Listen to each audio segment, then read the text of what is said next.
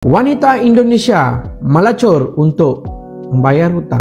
Okey, baru-baru ini satu laporan dalam media sosial melaporkan dalam operasi yang dijalankan oleh Jim, seorang. Udah tahu kalian berita terbaru yang saya dapat barusan ini saya baca. Jadi ada perempuan Indonesia dari Palembang katanya pemirsa. Dia itu tanggal 28 kemarin sampai di Malaysia dari Johor. Sampai di Johor dia pergilah sama saudaranya itu ke Kuala Lumpur.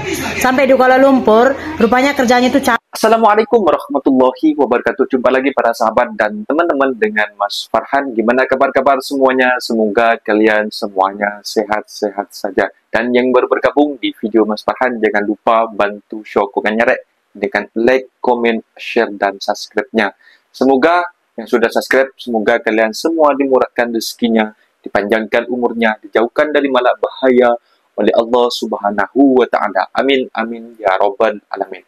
Oke para sahabat dan teman-teman, di video kali ini Mas Farhan akan nge-reaction sebuah video yang sudah di-tag di TikTok Mas Farhan maupun di IG Mas Farhan. Bahkan sudah viral ya para sahabat dan teman-teman, bikin malu Indonesia, negara Indonesia. Ini meliput sebuah TKI dan juga TKW yang berada di Malaysia para sahabat dan teman-teman. Ada apa dengan TKW yang berada di Malaysia yang membuat malu negara Indonesia merata semoga semua yang bekerja dekat Malaysia para sahabat dan teman-teman. Dan di sini dan sudah terulang lagi para sahabat dan teman-teman, si mbak-mbak TKW ini datang dari Indonesia, memang nak bekerja dekat Malaysia dan masuknya memang lewat jalur depan, lewat Johor, dan dia menggunakan visa pelancong. Pertamanya dia dalam unggahannya itu dan juga dalam yang kena operasi itu, dalam wawancaranya ketika ditanya oleh Jabatan Imigresen Malaysia, mereka masuk lewat depan, lewat Johor, dari Batam ke Johor, dan mereka menggunakan visa lawatan pelancong 1 bulan, dan mereka menyalahgunakan lebih tinggal masa dekat Malaysia, dan akhirnya dikempur oleh Jabatan Imigresen, dan mereka berkata dengan jujur mereka dekat Malaysia pertamanya bekerja dekat kedai dengan gaji yang tak sesuai dengan gaji mereka. Mungkin mereka ini orangnya pemalas. Jadi dalam niatannya dia mempunyai hutang yang besar dekat kampung halaman. Akhirnya si mbak-mbak TKW ini menggantikan posisi pekerjaannya menjadi penjual tempe para sahabat dan teman, bikin miris sekali. Dan kapan hari itu ya, si Emit itu yang juga viral yang bekerja dengan dokter Malaysia itu, dia membawa lelaki bawang, abang-abang bawang ke dalam rumah majikannya para sahabat dan teman-teman. Dan akhir-akhir ini juga viral lagi si mbak TKW ini malah berjualan tempenya dengan secara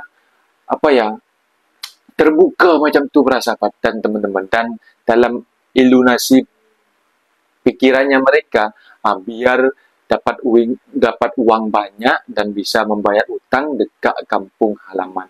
Aduh para sahabat dan teman-teman. Dan di sini juga ada juga si mbak-mbak juga yang dari Indonesia mengulas sebuah video ini. Kenapa kok seperti ini para sahabat, bikin malu Indonesia saja para sahabat dan teman-teman. Dan mungkin teman-teman penasaran seperti apa videonya. Tapi sebelum simak videonya, jangan lupa bantu sokongannya dengan like, comment, share, dan subscribe-nya. Oke, langsung ke videonya. Let's go. Wanita Indonesia melacur untuk membayar hutang. Okey, baru-baru ini satu laporan dalam media sosial melaporkan dalam operasi yang dijalankan oleh Jim, seorang wanita bernama Angel berusia 27 tahun ditangkap di negara ini kerana melakukan aktiviti pelacuran. Dia mengakulah dia melakukan pelacuran untuk membayar hutang. Dia buat rumah kat kampung dia tu, dia nak bayar hutang, so dia buat aktiviti pelacuran ni. So dia kata dia ada hutang 35 juta rupiah, iaitu duit Malaysia dalam RM9,591. So dia perlukan duit dengan segera untuk membayar hutang-hutangnya di kampung. Okey, dia juga mengaku masuk ke Malaysia secara sah melalui Johor masuk secara sah dan datang ke sini untuk melakukan aktiviti-aktiviti ini. Sebelum ini dia pernah kerja di DJ dengan upah yang tak besar lah. Jadi dia memilih cara ini untuk mendapatkan duit yang cepat dan membayar hutang. Okey, dia juga maklum satu hari dia boleh melayan sehingga 8 orang dengan kadar bayaran RM60 setiap seorang, iaitu pelanggannya rata-rata adalah warga negara Bangladesh. Okey, dan waktu perniagaan dia, perkhidmatan seks dia adalah 9 pagi sehingga 7 malam. Okey, dalam masa operasi dia tengah tidur sebab penat. Okey, dalam masa itu kawan dia bernama Suko Prihatin juga menjual diri sejak 28 September. Ini orang kedua dan hujung minggu paling sibuk sehingga terpaksa melayan 15 pelanggan satu hari. Okey, yang ini janda anak 3. Yang tadi tu janda anak 2, yang ini janda anak 3. Dia kata dia baru masuk 2 bulan dan bekerja sebagai pelayan di restoran di Johor sebelum ini. Okey, dan rumah dia ada 4 bilik dengan kadar sewa 600 setiap seorang. Dan tempat itulah tempat mereka untuk tidur dan melakukan aktiviti-aktiviti seks mereka.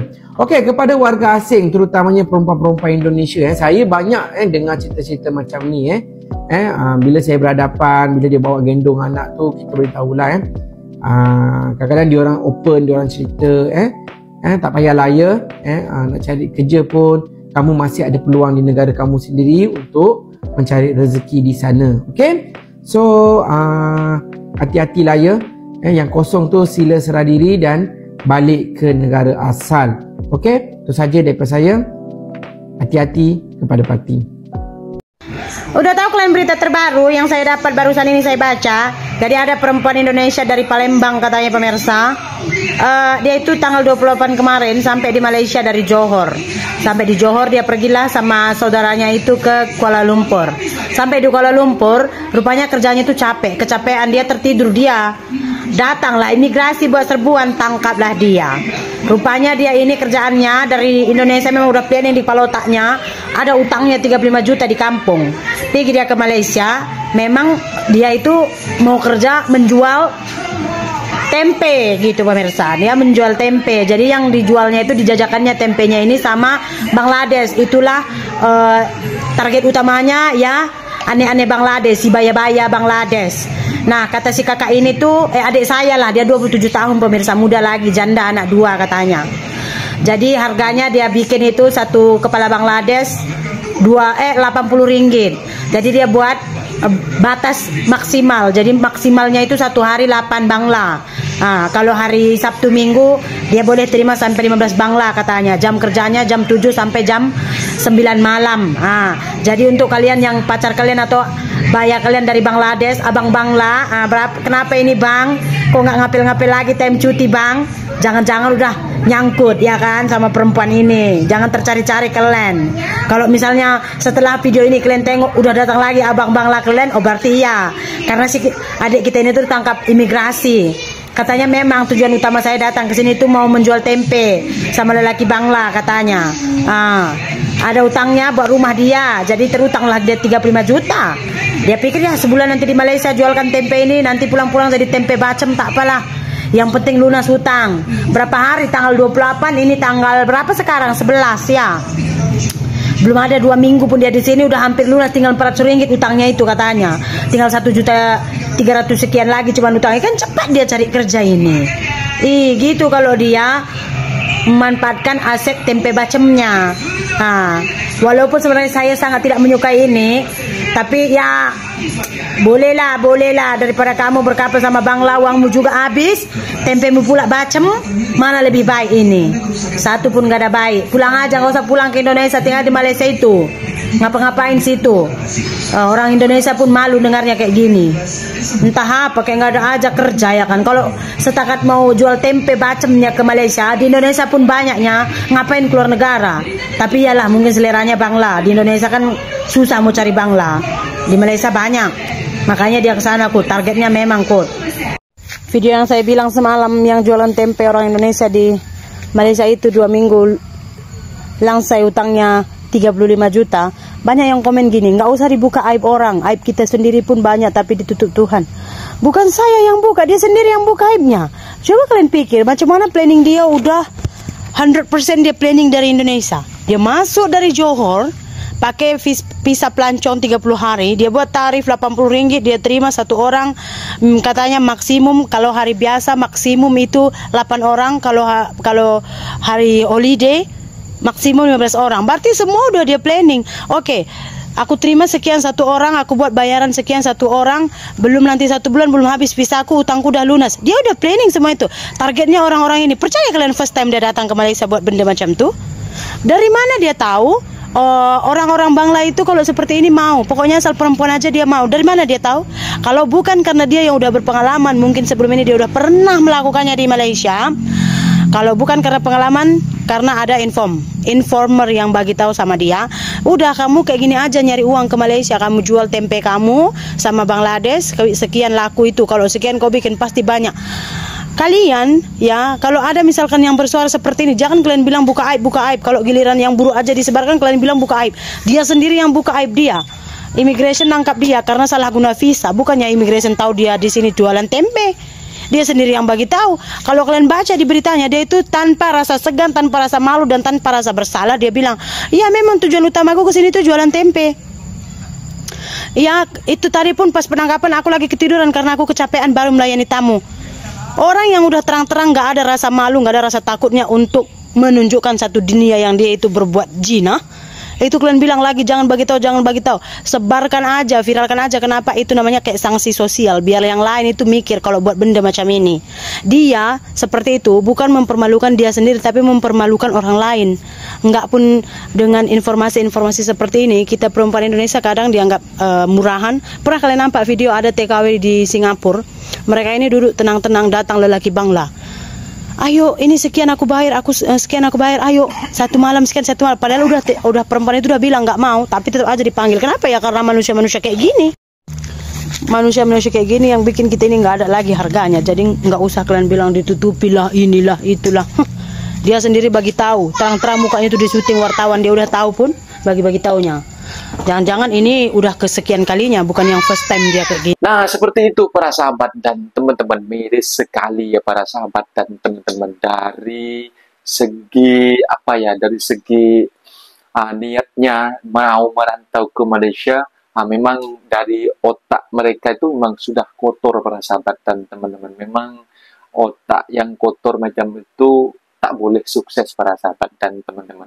Andai kata pun kalau mereka pun tak kena tangkap polis ataupun immigration bekerja dekat Malaysia karena menyalahgunakan pas lawatan untuk belancong dan tinggal lebih masa dekat Malaysia. Dan di sini para sahabat dan teman-teman, mestinya meskipun sukses dengan mendapatkan uang haram seperti itu tidak akan berujung lama para sahabat dan teman-teman. Mungkin kalau nak bayar hutang pun nak dah bayar hutang, tapi nanti tiba-tiba dah sukses buat rumah atau nanti rumahnya nanti kebakaran macam itu. Karena duit macam itu duit panas para sahabat dan teman-teman.